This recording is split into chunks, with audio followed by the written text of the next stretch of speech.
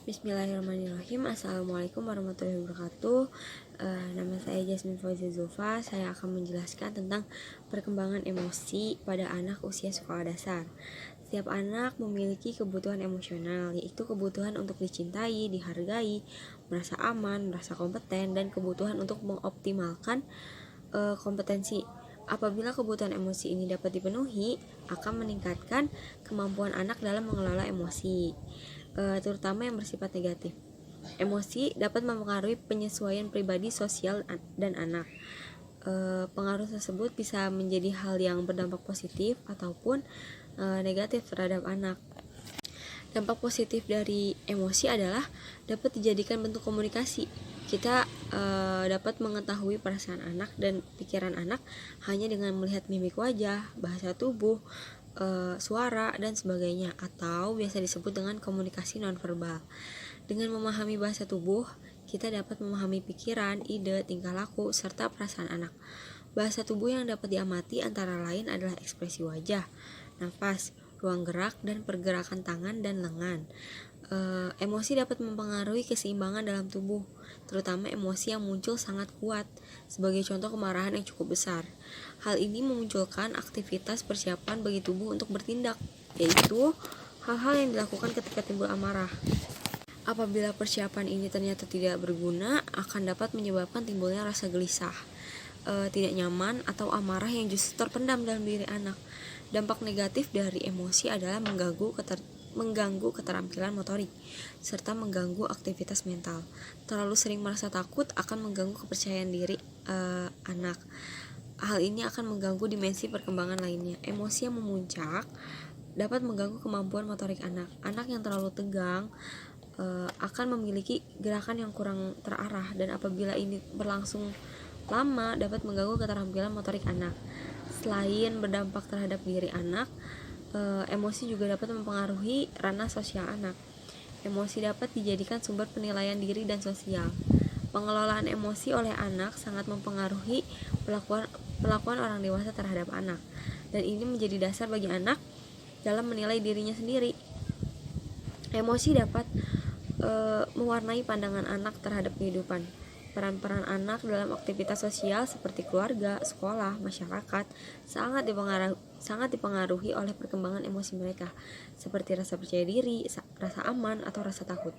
Penting bagi guru untuk mengetahui dan memahami pentingnya dimensi emosi bagi kehidupan anak, baik dari segi positif ataupun negatif.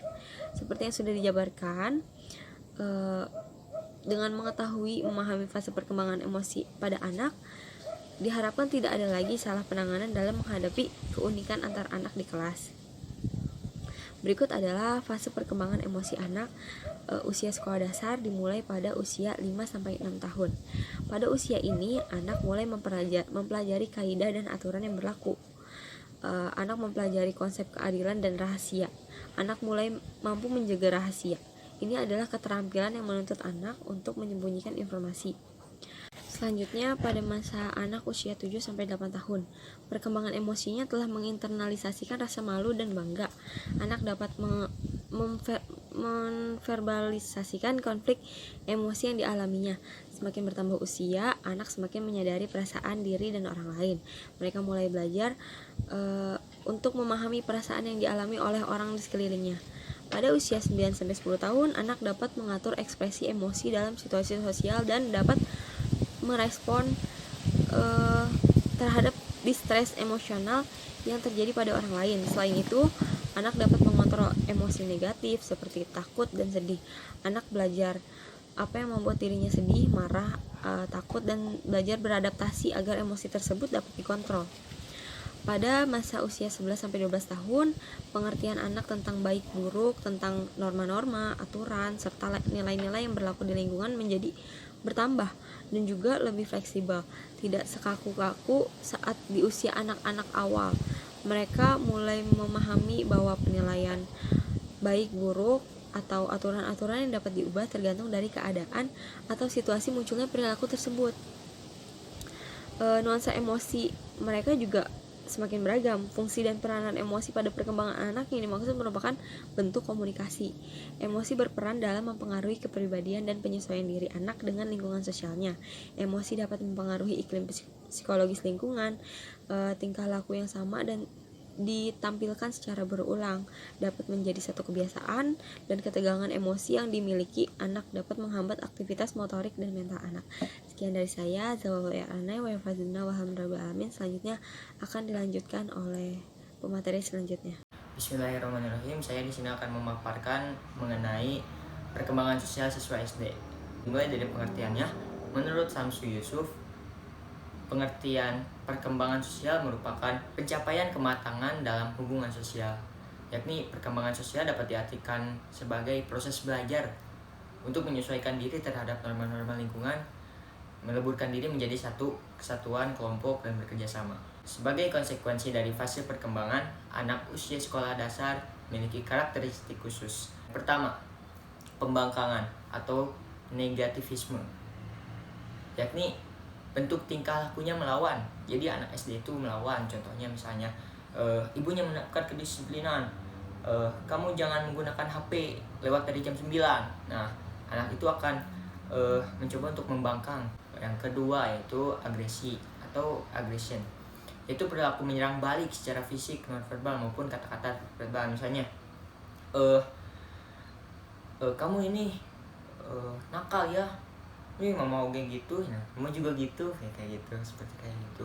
Dan misalnya kalau ada temennya yang memukul dia akan balik memukul, seperti itu. Yang ketiga yaitu berselisih atau bertengkar. Sikap ini terjadi jika anak merasa tersinggung atau terganggu oleh sikap atau perilaku anak lain. Ya namanya juga anak-anak kan, ya misalnya bertengkar itu hal wajar. Yang keempat yaitu menggoda atau teasing. Menggoda merupakan bentuk lain dari sikap agresif. Menggoda merupakan serangan mental terhadap orang lain dalam bentuk verbal, kata-kata, ejekan atau cemoohan. Misalnya anak usia SD itu cenderung jika telah mengetahui nama orang tuanya, maka orang tuanya lah yang menjadi sasaran untuk cemoohan dari anak-anak lain, seperti itu. Misalnya nama aslinya itu Reza. Nah, nama orang tuanya Mustafa. Nah, Reza akan dipanggil Mustafa oleh teman-temannya, seperti itu.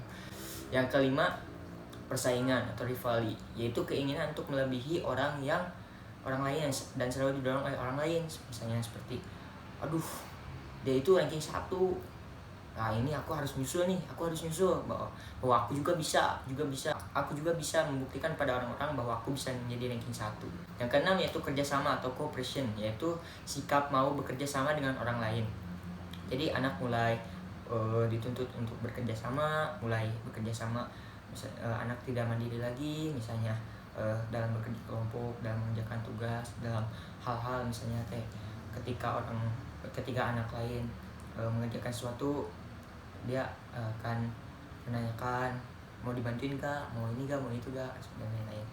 Yang ketiga yaitu tingkah laku berkuasa atau ascendant behavior, yaitu tingkah laku untuk menguasai situasi sosial, mendominasi atau bersikap bisnis. Wujud dari sikap ini adalah memaksa, meminta, menyuruh, mengancam dan sebagainya. Seperti ada pemalakan, ada pembulian yang terjadi di anak SD. Nah, itu merupakan tingkah laku berkuasa dari anak tersebut. Yang kedelapan yaitu mementingkan diri sendiri atau egoisme dalam bentuk interest atau keinginannya. Misalnya ketika dia ingin kue, sedangkan orang lain belum mendapatkannya, nah dia ambil 2 misalnya.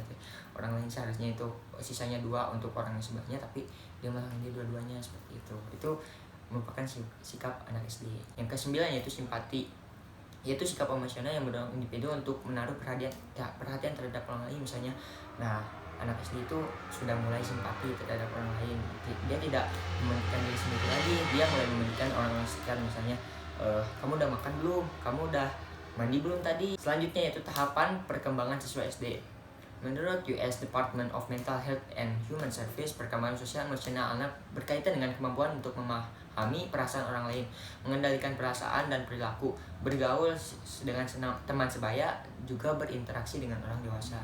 Adapun perkembangan siswa usia SD antara lain mulai dari kelas 1, dari umur 6 sampai umur 7 tahun, anak mempunyai rasa kemandirian yang semakin meningkat. Jadi anak itu dimulai untuk mandiri ketika masa transisi dari TK beranjak ke SD. Untuk kelas 2 dan 3, anak mulai mempunyai beberapa teman baik, misalnya best friend, misalnya sahabat yang satu circle dengannya, satu tujuan dengannya, satu frekuensi dengannya. Selanjutnya, siswa kelas 4 dan 5, anak mulai menyesuaikan diri dengan perubahan fisik.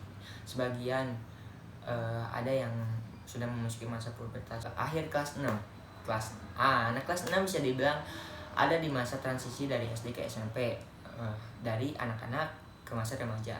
Kemandiriannya semakin matang dan pengaruh temannya pun semakin kuat, sehingga perlu didampingi dan terus dipantau kondisi emosionalnya. Mungkin cukup sekian dari saya. Bismillahirrahmanirrahim. Perkenalkan, saya dari kelompok 6. Nama saya Maulana Yusuf, akan menjelaskan tentang perkembangan keberagamaan khususnya pada anak SD. Tapi di sini saya akan membahas secara umumnya. Sebelumnya saya akan menjelaskan tentang pengertian keberagamaan. Keberagamaan atau religiusitas itu berasal dari kata religi atau religio, dasar Latinnya, yakni ikatan, yang mana setiap agama pasti ada suatu ikatan aturan dalam agama itu, baik yang berhubungan dengan Tuhan, dengan sosial makhluk, atau dengan lingkungan sekitar alam. Di sini saya akan memaparkan 3 poin fase keberagamaan dalam setiap individu pastinya, yang dikutip dalam buku The Development of Children karya Ernest. Di situ beliau membagi 3 fase. Yang pertama, fase dongeng atau the fairy tale stage, yang mana the fairy tale stage itu suatu fase keberagamaan yang masih dalam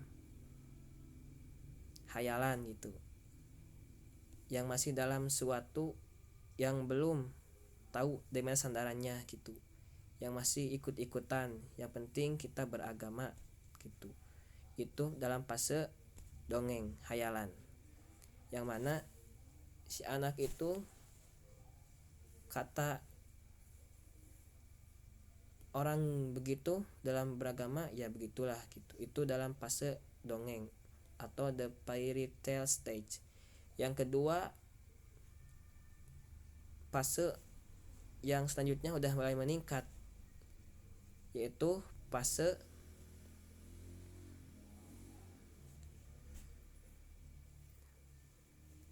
the realistic stage, yakni fase itu